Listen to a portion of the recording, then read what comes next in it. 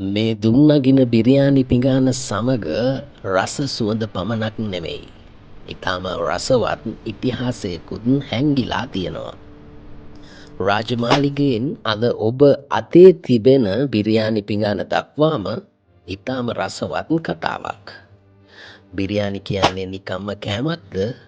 එහෙමත් නැත්නම් කාලය තරණය කරපු රසවට්ටෝරුවක්ද? අද ටීවී කොටුව තුලින් මේ බිරියානි කතාව.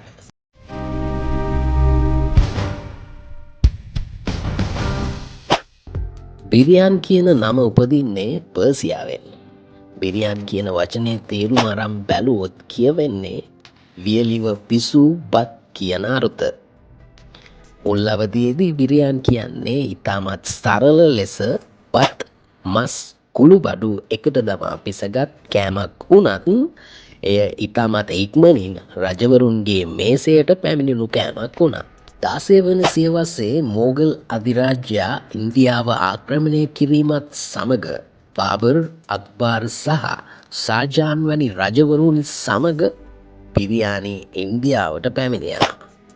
කෙසේ වෙතත් මේ වන විට නම් බිරියානි කියන්නේ රාජ පෙළපතට පමණක් ලියවුණු කෑමක් විතරයි. සාමාන්‍ය ජනතාවට බිරියානි රස විඳීමේ අයිතියක් තිබුණේ නැහැ. බිරියානි ගැන තියෙන රසවත් කතාවක් තමයි මෝගල් රැජින මුන්තාස් මහල් දේවිය යුද භූමියේ සිටින තම සෙබළුන් දැක ඔවුන්ට ශක්තිමත් පෝෂ්‍යදායී ආහාරයක් සෑදීමට උපදෙස් ලබා දුන්නා කියන එක. ඉතින් ඒ උපදෙස් වලට අනුව බත් මස් සහ මසාලා එසේත් නැත්නම් කුළුබඩු එකට එක් කර සෑදුණු රසවත් පෝෂ්‍යදායී ආහාරය තමයි බිරියාන් කියලා කියන්නේ. ඉතින් කාලයත් සමග එක් එක් ප්‍රදේශවලට අනුව බිරියානි රස වෙනස් වුණා. හයිදරාබාද් වල කච්චි සහ පක්කි බිරියානි, ලක්නව් වල මුදු සුවඳ වැඩි අවදි බිරියානි වගේම දකුණු ඉන්දියාවේ කුළුබඩු වැඩිපුර එකතු කරපු බිරියානි වර්ග රැසක් දකින්නට පුළුවන්.